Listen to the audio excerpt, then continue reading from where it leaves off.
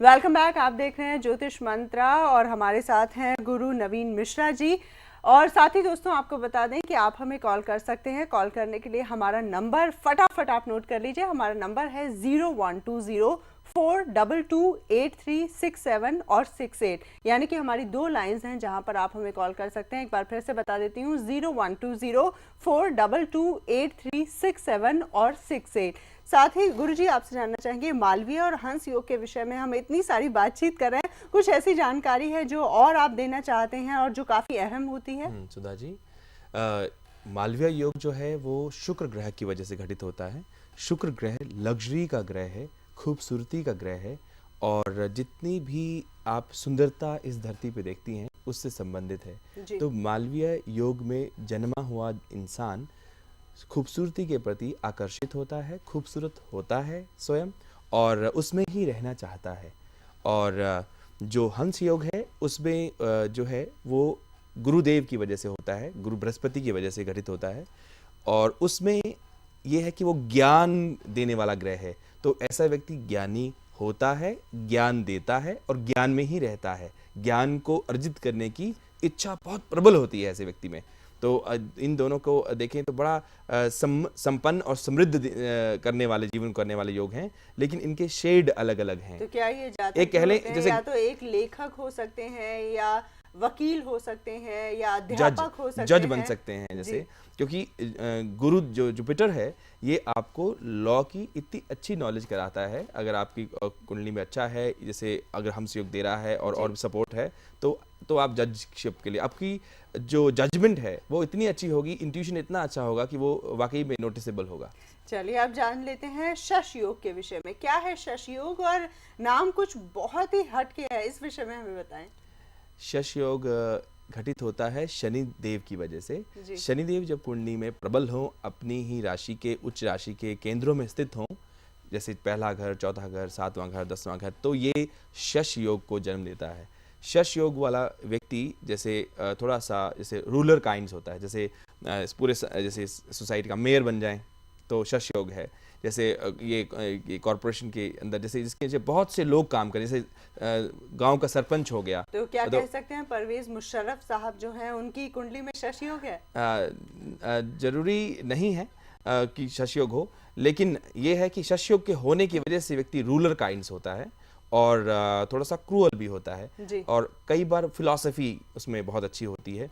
देखने में आया है कि वो व्यक्ति जो है वो लोगों का हुक्मरान जैसे टाइप्स में रहता है, हुकूमत करने वाला होता है। जी, तो जनरली ऐसे लोग किस फील्ड में जाते हैं या उन्हें जाना चाहिए, और कोई रत्न है जो उन्हें धारण करना चाहिए जिससे लाभ पहुंचे? उनको लीडरशिप में फ़ायदा होता है। अगर वो लीडरशिप में जाएंगे या वो किसी ऑर्गेनाइजेशन के हेड बनते हैं तो उनको बहुत फ़ायदा है, क्योंकि वो सब चीज़ को सुचारू रूप से चला सकते हैं। जी बिल्कुल। अपने दर्शकों को एक बार फिर से बता दें कि कुछ तकनीकी प्रॉब्लम की वजह से हम अपने नंबर्स टेलीविजन स्क्रीन पर बार बार फ्लैश नहीं कर पा रहे हैं। एक बार फिर से हमारा नंबर आप नोट कर लें। हमारा नंबर है 0120-422-8367 और 68, यानी कि दो लाइंस हैं जहां पर आप हमें कॉल कर सकते हैं और जो भी आपके सवाल हैं गुरुजी से डायरेक्ट आप पूछ सकते हैं। गुरुजी एक बात और हमें बताएं, कल हमने बात की थी रुद्र महापुरुष योग के, भद्र महापुरुष योग के विषय में, रोचक योग के विषय में, इनके विषय में और जानकारी दें, क्योंकि रत्नों से संबंधित कोई बातचीत हमारी नहीं हो पाई थी।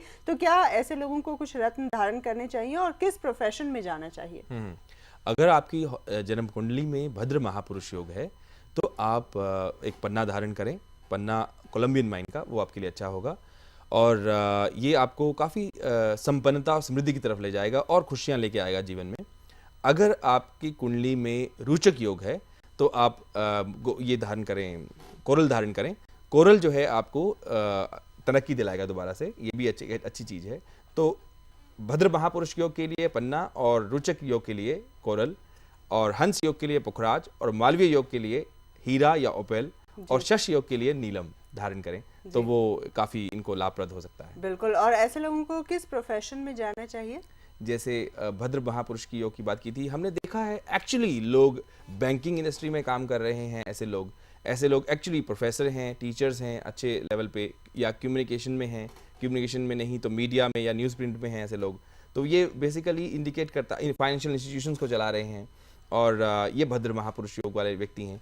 अगर हम देखें दूसरी तरफ तो ये जो रोचक योग है ये आप देखेंगे अमूमन कॉमनली आपको ये डिफेंस पर्सनल्स हो गया, पुलिस पर्सनल्स हो गया, या कलेक्शन पर्सनल्स हो गया, या जो व्यक्ति बहादुरी के कामों में जुड़े हुए हैं उन लोगों के हॉरोस्कोप में आपको कॉमनली मिलेगा ये जी। और अगर आप देखें ये हंस योग देखें तो हंस योग में आपको मिलेगा प्रोफेसर्स, जजेस, हाई लेवल इंटेलेक्चुअल्स, राइटर्स, ये सब हंस योग के इनकी इंट्यूशन बहुत अच्छी होती है। कई बार ऐसे लोग प्रॉपर्टी के काम में भी होते हैं और उनको प्रॉपर्टी के व्यवसाय से बहुत बेनिफिट मिलता है क्योंकि ये संपन्नता देने वाला ग्रह है गुरु।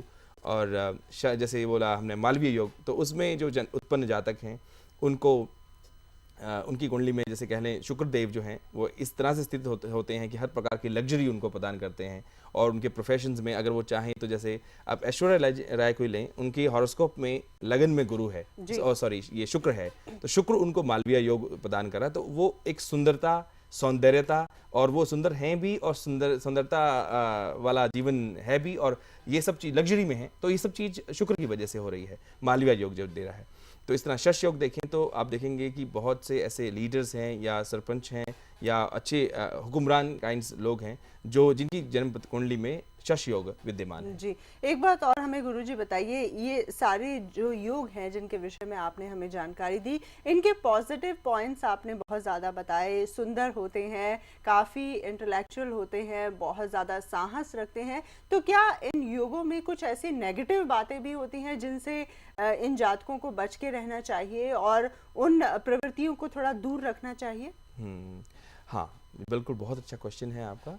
जो भद्र पुरुष योग है, अगर वो दूसरे ग्रह उस योग को सपोर्ट ना कर रहे हों, मान लीजिए उनका कुछ और गड़बड़ है हॉरोस्कोप में, तो एज अ रिजल्ट उस व्यक्ति को चाहिए कि वो बहुत ज़्यादा तर्क ना करे, एक्स्ट्रा रैशनल होने की कोशिश ना करे। सो ये भी चीज़ को स्वीकार करे कि बियॉन्ड द बॉक्स भी कुछ हो सकता है जी। हर चीज़ को लॉजिक में अगर वो कोशिश करेंगे लाने की तो दिक्कत हो सकता है। अपने आप को बांध के ना रखें। हाँ, बॉक्स वो अपने आप को ओपन रखें माइंड को कि इसके परे भी कुछ हो सकता है। ये मैंने अक्सर देखा है कि भद्र पुरुष योग वाले लोग बहुत रैशनल होते हैं, बहुत लॉजिकल होते हैं, पर जब ये थोड़ा सा करप्ट होता है योग, तो इसी योग को वो जो है दूसरी तरह से चल पड़ते हैं कि वो सिर्फ तर्क को ही देखेंगे, उसके अलावा किसी चीज़ को मानेंगे ही नहीं। दूसरी तरफ चल पड़े तो हम बात करें रोचक योग की, तो रोचक योग जो है वो बहादुरी दिलाता है।